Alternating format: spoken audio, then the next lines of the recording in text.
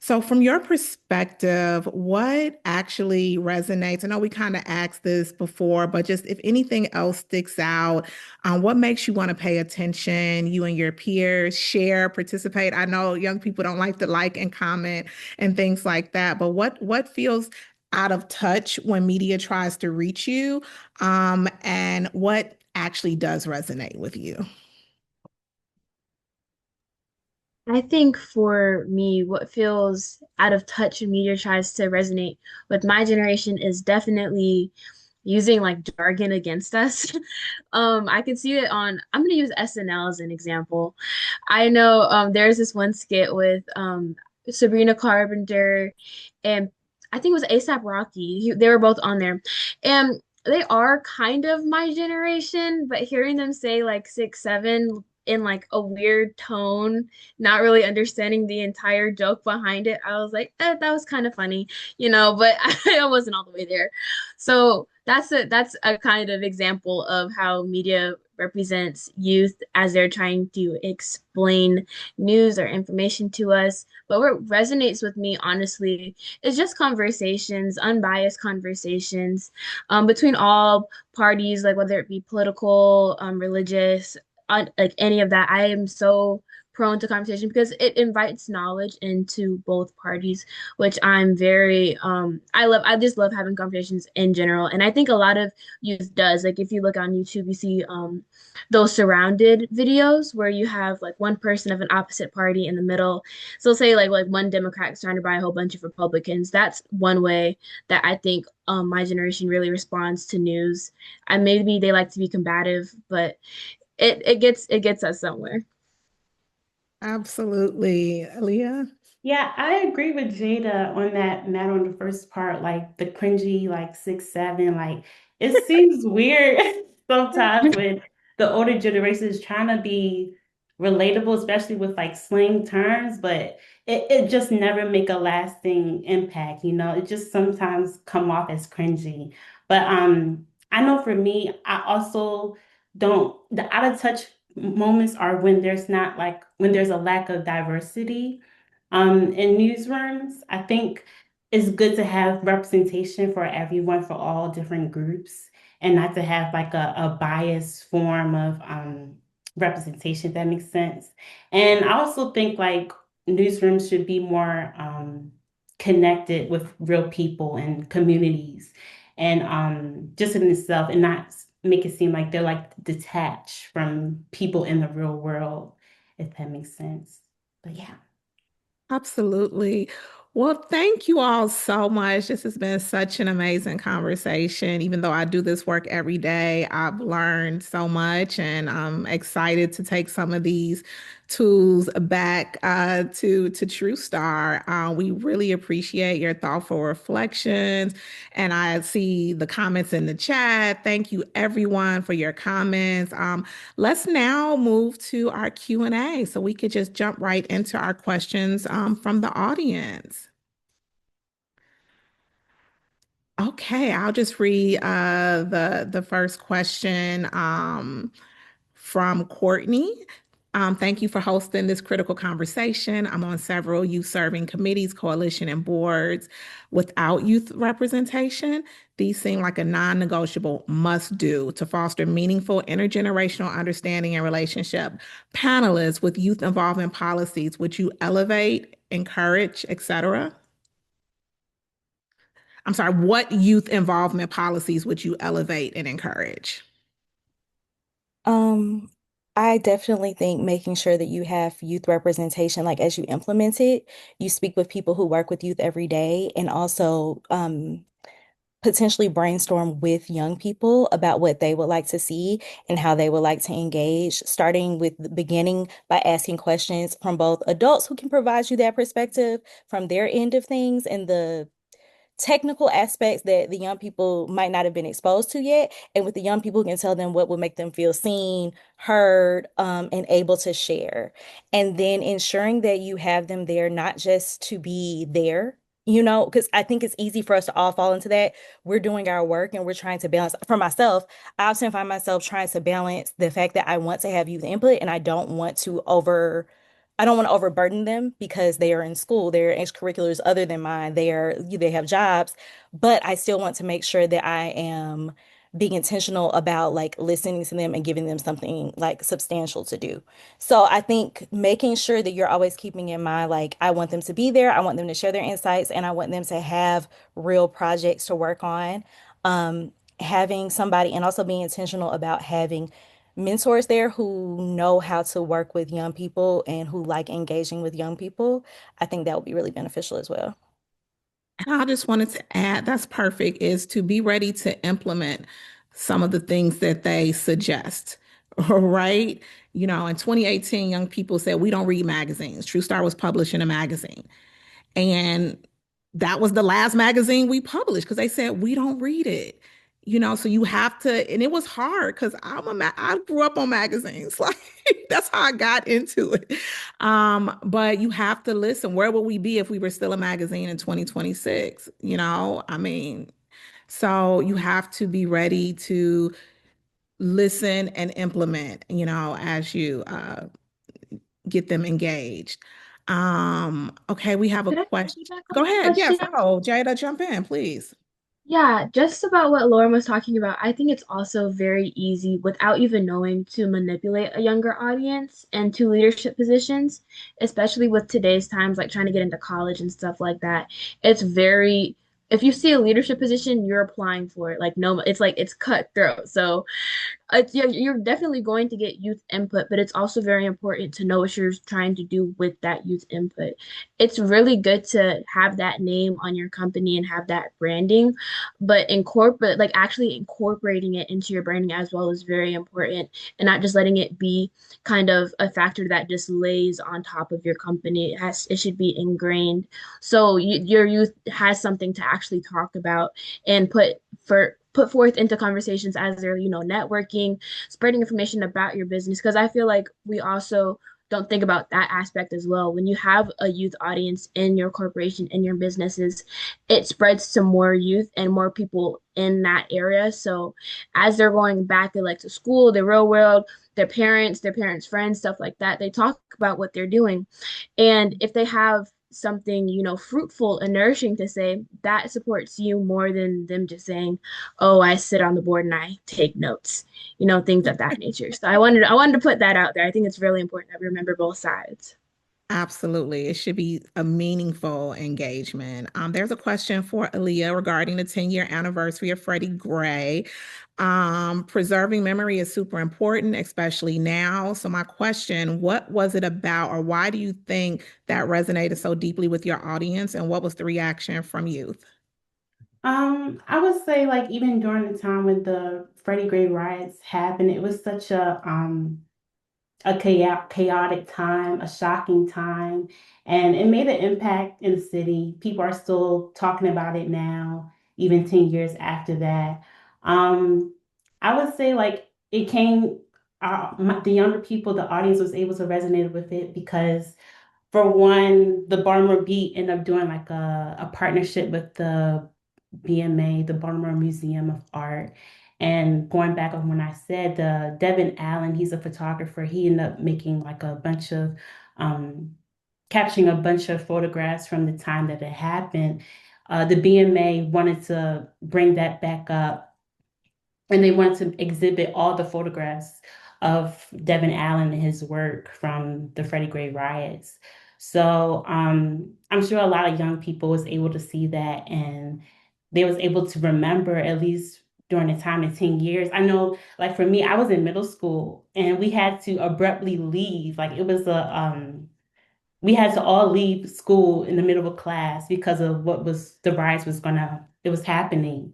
Um, so yeah, I hope I answered the question right. Hope Yeah, that and makes I sense. think absolutely. And I think one of the things is like when engaging with young people, like in the branding, in the artwork, in the Yeah. photography, like there's so many different mechanisms. So just like thinking more broadly about that. Okay, let's jump to the next question. with Latoya from StoryCorps. She says, we're not a traditional newsroom, but we facilitate and archive conversations that are sometimes shared through platforms like NPR. We're noticing that young people aren't often opting in on their own, whether to participate or facilitate. So she's wondering, is this a visibility issue, a design issue, or an ownership issue? And what would you change first? I think my immediate instinct in response to that question is I think it feels really important to find young people who are and aren't engaging with you and sort of ask that question of them, right? I think it's the young people, it's like the audience of young people that you seek to meet that's going to best be able to answer that. But I also think more broadly, like I think adult driven work often like I think if we have an imperative or a desire to bring young people into what we do or to collaborate with young people in what we do, we have to be willing to meaningfully change what we do. And Deanna, I like loved what you said about like getting rid of the magazine that you love, right? Like I think that in order to be in again like real relationship and real collaboration with a group of people, in this case young people, um, you know, you have to be in conversation and then and build those relationships. But then I think most importantly to the long-term sustainability of those relationships, like got to be willing to change what you do. Yeah. Absolutely. I would just ask young people. I've aged out. I used to be much closer to the demo when we first started, but now I'm just like, is this whack? Like, just tell me. And it's hard. It's hard to get that honest feedback, but it's so important. So, Lauren, were you going to say something? Yeah, I think sometimes it's about the fact that they are so busy. Like, I remember being busy as a teen, but when I listened to one day we started off our meetings with a go around question, and Jada, actually, it was your answer. Jada listed what she'd done that morning. That was the question, like, what does your morning look like? And I was overwhelmed.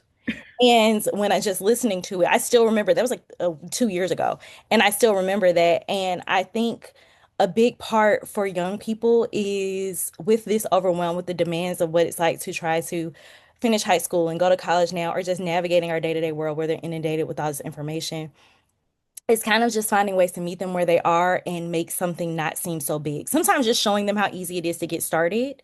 So if it's just a matter of like with StoryCorps, which love you all's work, if it's a matter of having young people, for example, interview someone of an older generation, creating opportunities, finding where they are and showing them how easy it's just to set up your camera and speak to this person and submit it, or showing them what the value is, like even if it's something along the lines of having a young person like talking to the young people in your program, but also showing them, maybe having them share their perspectives on what they gained out of it and helping them see like, oh, this is something I should make time for because this is valuable for this reason. I think that's really helpful just because I recall wanting to do some things very, very badly when I was a teen and simply not making time for them because I thought it would be too much to handle with my day to day. And if I just like, and now in hindsight, I'm like, I could have applied for that thing, or I could have done that program, or I could have made that submission.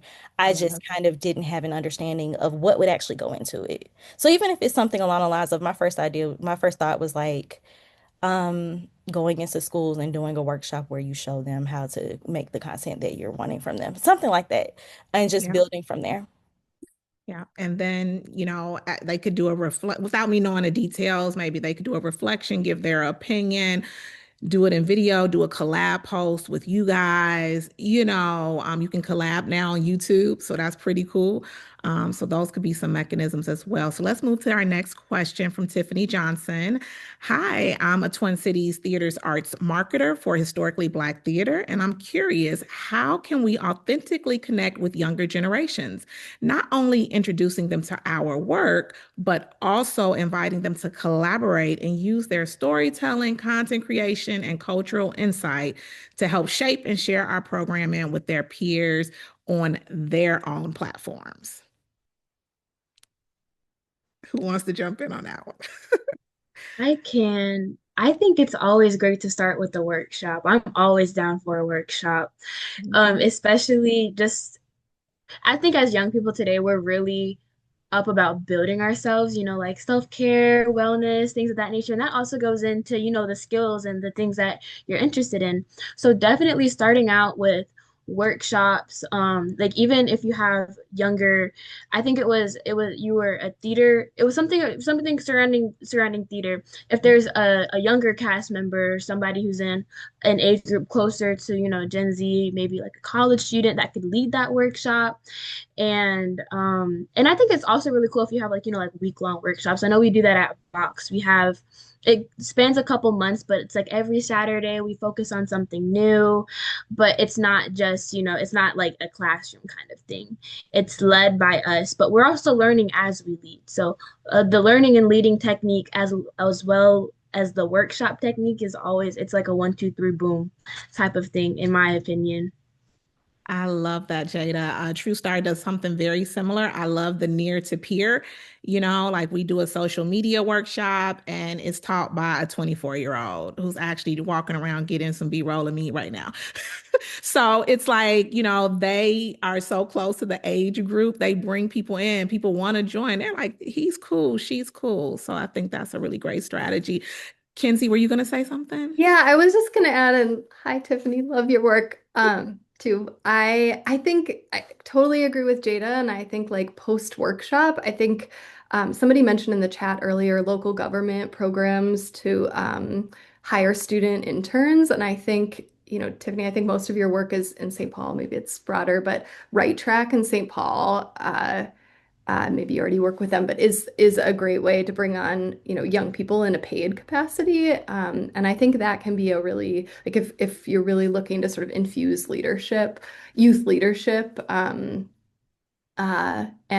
work with young people to like build youth audience, that hiring young people is a really good place to start post workshop.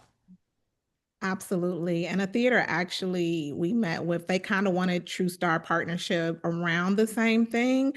And they're applying for a grant. So we kind of wrote a grant together that would kind of check boxes for us and our mission, but also bringing younger audiences into the theater. And it's not a Black theater, but they are doing different plays that are, about a different African American things, connected things. So it just makes sense. So that could be also maybe partnering with the youth media organization and going after funding together.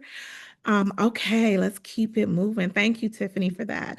And Anonymous, we've talked a lot about national news and how young people connect with that. How do they connect with information about their very own communities? Go ahead, Lauren. I'm so excited. So one of the first things before I got started, before I came back to Vox as an adult, one of the first stories I saw on the website was an interview that a Voxer had done with someone who was running for the school board. And I think, and we've also previously been invited, like one of our teens moderated a panel of Atlanta Public School Board candidates. And so those were two really cool things. This is a direct thing that impacts them. And I don't think young people as a whole are even like typically invited into those spaces to ask the questions, or kind of like it's overwhelming for adults. I speak to adults in my day to day, like they're building a data center 15 minutes away from me. I don't want to talk about it. I'm really upset. Wow. It's very close. And when I tell adults around me, they don't know about that information either.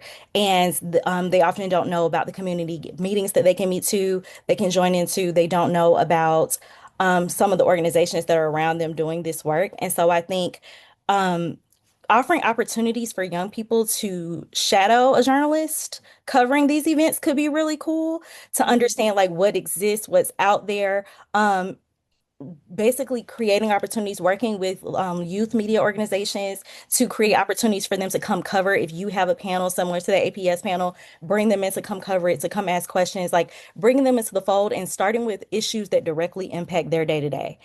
When I saw that interview with that school board, I think it was a Cobb County school board candidate.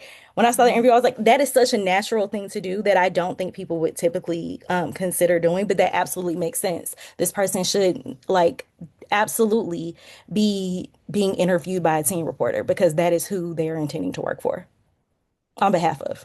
Yeah.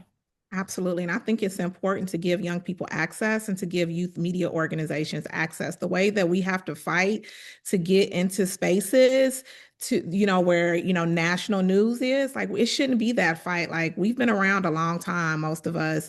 And give us access, give us two press passes. They say, oh, one. Like, no, we need a reporter, we need a photographer, we need someone on social.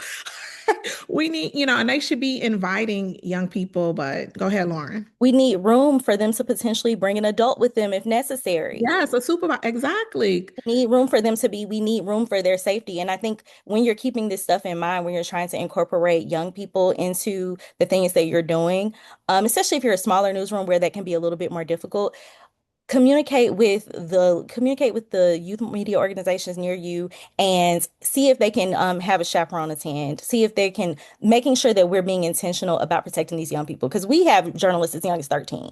And I'm not going to send a 13-year-old, even if it's a really cool opportunity. I Right. want to be intentional about how I'm going to ensure that person's safety when they go out and cover a really cool music festival, things like that. Absolutely. And making sure that the young person has guidance too, because those events and those things, if things happen really fast, you get pushed to the side. You have to have someone that can help you to react to the different things that are happening because those are very dynamic spaces. Thank you, Lauren. The next question is specifically to Lego. How are youth voices that chime into your YouTube channel included in other types of coverage with what your radio station produces?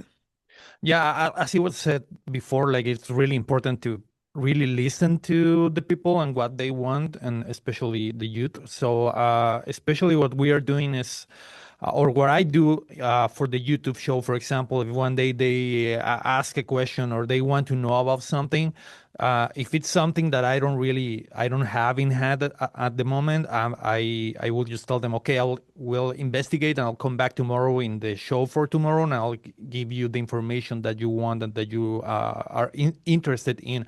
Really understanding where they are coming from and what they want, so I can really check for what they really want to know, or give them like the full picture or of about something that they probably saw online, and they I don't know, it was probably made with AI, or it was fake and they don't know if it's fake or not, and I can be there to help and say, okay, I did the research, this is totally false, or this is real, this is what's happening, these are the sources, the real sources, not just something that someone said. And sometimes people bring to my attention stuff that I haven't even seen. I have seen young people that are even more connected that I am about the stuff that is happening at the moment, because they are online always, or they are seeing the news as it happens. And sometimes I don't know, I'm doing work, or recording a show or something, and I haven't seen what happened, and they tell me.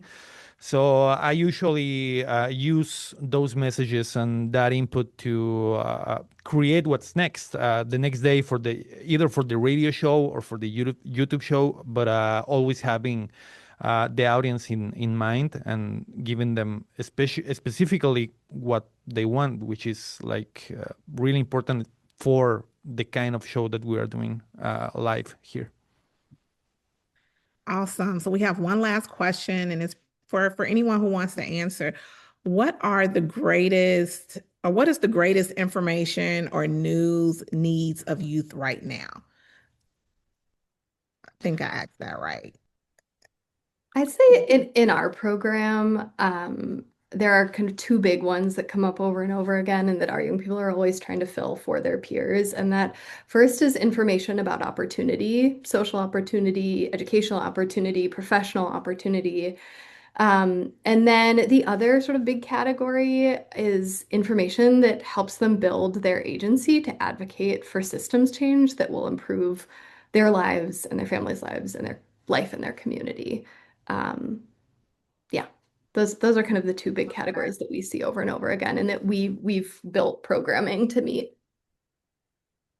I'll say fact checking, like people need to know what is true and what is not. People need to like see a piece, or see a reel or a TikTok or something, and really understand if it's true or not, because we have been seeing a lot of like I don't know, creators that just do content just because it sounds amazing or it sounds like with a big impact, but it's false, or it's based on a video that is false, or it's based on an opinion that is false. So sometimes you have opinions on opinions, and then you have the message totally distorted from what it was. So I think that one is really one of the biggest needs that I see as a media professional. Like some people really, young people, and sometimes I know that sometimes older generations like can be caught in this. Like they see something they think is true,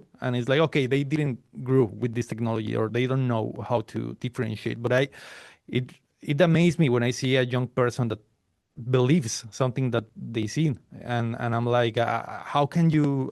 I don't know. This is totally unbelievable, and you can do like a quick search and realize that it's false, but people don't do it. So I think that's one of the biggest I don't know, issues right now with information and with news, and we need to create that sensibility in young people to understand that not, sadly, right now, not everything that they see on every outlet is probably true, because we have seen also real outlets getting caught on sharing information that they thought it was true and it wasn't. So it's that one is tricky, really tricky. Yeah. Well, that concludes this wonderful, wonderful panel. I do want to give space for any last comments or thoughts or just suggestions from our panel. Just feel free to just give us, one real quick last thought. I want to just hop right back on what Kinsey said about opportunities for youth.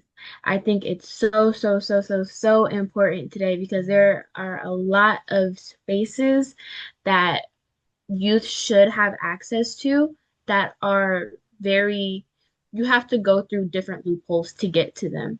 And that's something that I had to learn going through high school, especially a competitive high school like one that I go to. It's public, but I'm surrounded by a whole bunch of smart and passionate people that are all in different areas of life. And coming into that, I didn't know that I would have to, go through different loopholes and talk to different people to be able to reach the point that I'm at now. So I definitely think that certain opportunities should be more accessible to students, especially at younger ages, like starting like your freshman year, because especially in this kind of like time, you need to start when you need to start in sixth grade, honestly. But we won't talk about that too much. But definitely opportunities for younger people and knowledge on how to operate through life before college, going into college, knowing like what scholarship opportunities to get into, knowing what college is best for you and your family, not just like I want to go to UCLA because it's in California, things of that nature, and also how to operate and make sure and manage your money. I think that's very important. Something that I think my generation is kind of getting more into, but there's not a lot of information and people to mentor kids to show them what they should be putting their money into as of like now in their age group and what they shouldn't be putting their money into. Love that. Thanks, Jada. Awesome. Thank you, Jada. I just wanted to hop back on y'all to close us out. Thank you all so much for sharing in this very important conversation. I hope that everyone learned a lot and will be able to take some of these ideas away. Again, just thank you to all of our panelists, especially Aaliyah and Jada, for really grounding this conversation in lived experience and practical strategy. And thank you, Deanna, for guiding us through this conversation. I think today's takeaway has been pretty clear. Youth engagement is really about that relationship building. And when community publishers are able to invest in education spaces, shared cultural spaces, and authentic collaboration, that youth trust really just follows. And two, when youth are invited into journalism early, local news becomes more relevant for them, more resilient, and more sustainable. So we'll be sharing this recording in the coming weeks, as well as takeaways with all of our attendees today. So again, thank you for joining, and we hope to see you on another Pivot webinar or on our social channels. Just feel free to keep following our information. Thank you guys. Awesome. Thank you, everyone.